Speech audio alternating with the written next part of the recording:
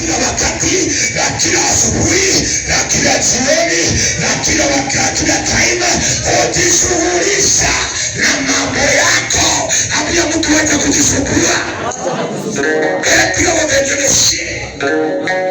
Maana wakati mwingine tunasumbulia wana mambo ya wenyewe. Tunakosa kuona wakati wa Bwana. Sema amen. Sasa mtu mwambie Bwana ngrembe.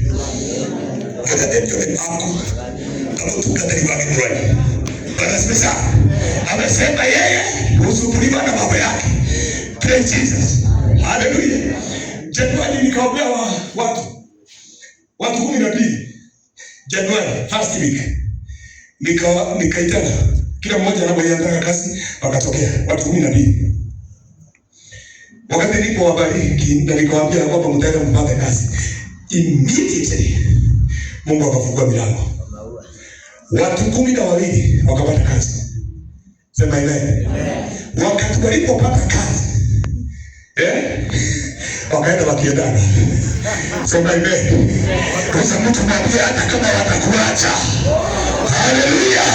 The time of God is well katika maisha yako, hata kama utajikuta peke yako. Hallelujah.